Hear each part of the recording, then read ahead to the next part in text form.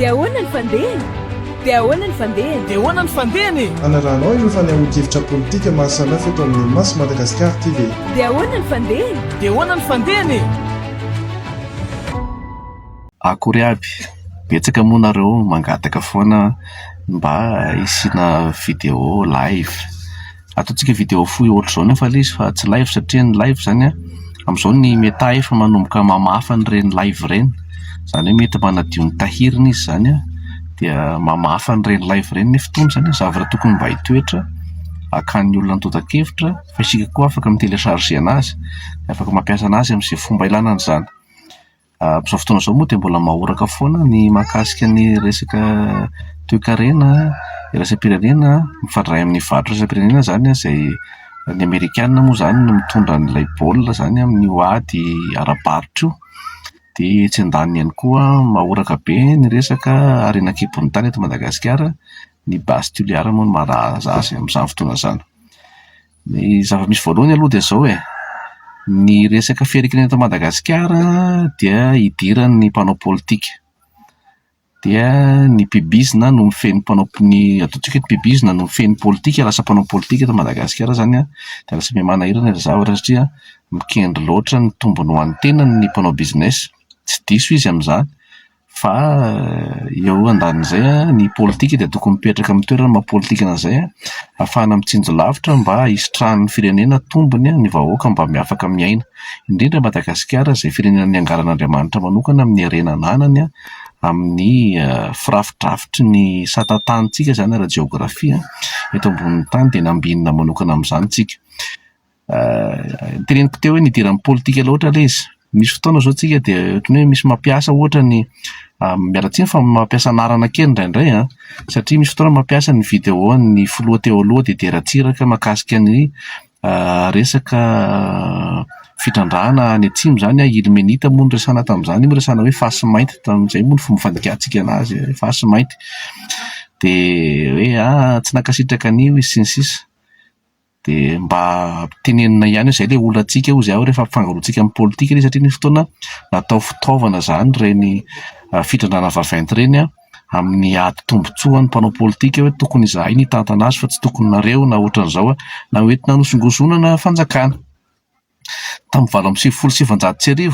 ny filoratsiraka ny nitondra tamin'izany ny filoratsiraka ny nindram-bola tamin'ny banky mondial mahakasika ny Fort Dauphin io ka nahafahantsika nanolotra na nanao appel d'offre zany tamin'ny reo vondrona mpampiasa vola vaventy mahakasika ny Fort Dauphin dia io nisy ny Rio Tinto zany ny QMM dia mbola aoka koa zava fa tamin'ny taona 2000 tamin'ny fitondrana dideratsiraka ihany no nanome fahazoan-dalana ikaroka na permis de recherche mahakasika an'io toliara io zany da toliara saintsa moa zany tamin'izany fotoana zany raha ohatra tadiditsika izy dia nandritra ny 10 taona teo ilay olona zany nikaroka teo dia efa tonga ny fotoana zany nahita vokatra izy mahakasika an'io ranobe toliara io zany dia nangataka amin'izay izy hoe tokony havadika ho lasa arena ity fa misy zavatra ato azo atao dia tonga tamin'ny 2012 nitondra teo ny tetezamita dia ny tetezamita no nanome an'zareo permis d'exploitation vola be tsy toko sy foroana tapitrisa $1 ny lanin'olona amin'izany mikaroka zany satria tsika tsy manana fahafahana mikaroka mitrosa vola amin'olona tsika mba hahafahantsika mikaroka zay ny tsy hahafahantsika manao appel d'offre fa raha misy endrika zao atsika reny re hoe takan'ireny le soalala reny mentsika hoe ny visco nazahoan'ny fitondràna tetezamita $100 millions reny dia sous forme na appel d'offre koa satria efa manana tolotra amin'ny atota-kevitra zany tsika misy an'izao arena zao ato amin'ity toerana ity fa toerana io zany dia isika malagasy no nanome lalana olona hikaroka dia avy eo amin'izay mentsika lalana izy hitrandraka tamin'ny 2012 io dia avy eo amin'izay isika tamin'ny 2018 isika ihany no mandrary hoe tsy mety ny fitrandrana an'io fa isika ilay nanome permis tamin'ny 2012 ary tena lasa miditra amina fomba fanazavana siantifika mihitsy ny mpanao politika ny diabolisien'io zavatra io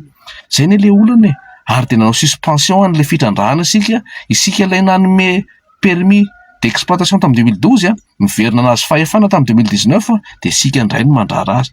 dia zao zany ny olana Ilay mpanao politika ny diabolizien'le izy no mitety tele manao an'izao dia manamboatramboatra indray hoe niovany cahier de charge fa tamin'izany ange tena zavatra tena ratsy be no teneniny hoe mafaty io misy cancer radioactivité katsaka tsaramaso nampiasana hoe io resaka jadony Hitler sy ny sisa. Zay zany ny zavatra tsara zavaina androany hoe tsy crédible mihitsy ny mpanao politika zay ny diabolizeny io androany ny teny hoe mety ndray io. Zay zany zavatra anankiray aloha. Ary faharoa, tsy anjaran'ny mpanao politika koa no miresaka zavatra siantifika na teknika fa zay koa nanimba azy. Fa aleo samy mianana ny toerana le izy. Ny zavatra adihevitra antsika androany zany dia mahakasika ny gouvernance eto amin'ny firenena ny fitantanana. Mahatonga ny olona mora roboka amin'io fa verimberina foana zany fa natao soratra leto zany dia tenena amin'ity vidéo ity mihitsy teneny mahay eto hoe ny gouvernance. Tsy mahazo tombony amin'le izy ny olona tsy mahazo tombony amin'le izy le firenena tsy hita akory izay fiantraikany amin'ny asa zay ateraka le izy amin'izay endrika fitrandrahana ary zay mahatonga any amin'ny teny zay tsy mankala sinoa. Fa ny fitrandrahana ataon'ny sinoa zany dia ainy mampanankarena ny fireneny fa ampahantrainy le firenena akany an'le izy. Ny sinoa ny manana an'ireo arenareo betsaka noho Madagasikara ny sinoa ny manana betsaka an'io raha mitaha amin'izay firenena misy fa maninona no goanana ety Afrika aloha dia ny anazy angoniny sy ampriminy ao amin'izay izy no manana ny dernier mot à dire rehefa tonga ny fotoana zay ohatran'izao zava-misy eto ambony tany zao hoe misy niady zany mahakasika ny resaka rabatra sy ny toe-karena. Izay zavatra zay no mila jerevana tsara. Fa io misy zavatra be da be azo tenenina momba an'io resaka monazita resahana zany hoe sous-produit zany ny fahazahoana an-dalana mena zao dia marina tokoa zany. Fa tsy nisy monazita tao fa tamin'le MOU izay sy niaviny ty fitondràna ty tamin'ny faran'ny taona 2024 no nanampy an'le monazita. Fa misy zavatra azo resahana mahakasika ny teknika siantifika zany. Fa zao aloha politika no resahana androany dia miteny fotsiny hoe tsy anjaran'ny olona ny diabolizeny io no andeha tety tele. Fantatry ny olona ny tombontsoanareo manokana momba an'le izy. Misy olona miaro an'io androany zay nanasoketany io taloha lasa manana andrara ao satria hatramin'ny fiara ny hofainy orinasa io amin'izao fotoana zao dia manana tombontsoa manokana dia hitany vahoaka anie zany zay nge le tsy mety amin'izy hoe manina kay raha ohatra il faut pas parler la bouche pleine hozy ny teny vazaha zay.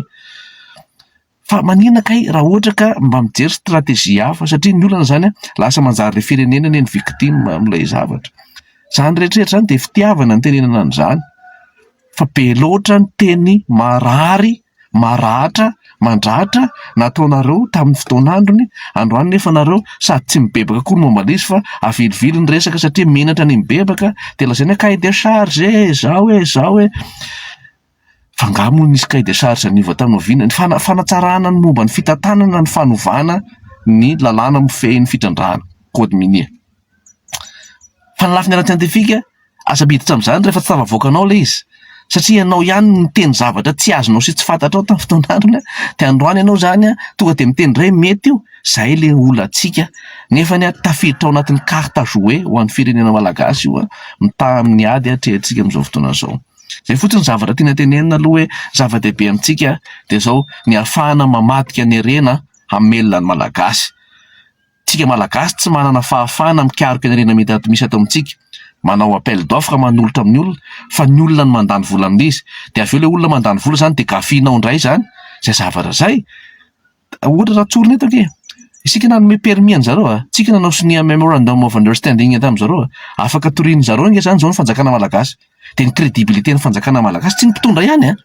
fa ny firenena mihitsy ny crédibilité ny firenena mihitsy no serana amin'izany. Ka zay le manirana hoe ny zavatra ataonao androany ianao rehefa tonga eo amin'ny fitondrana hifototra aminao le izy dia zay le hoe ny teny tsy atao be mamerina azy ny sarotra. Zay aloha fatoizantsika ny amin'ny manaraka.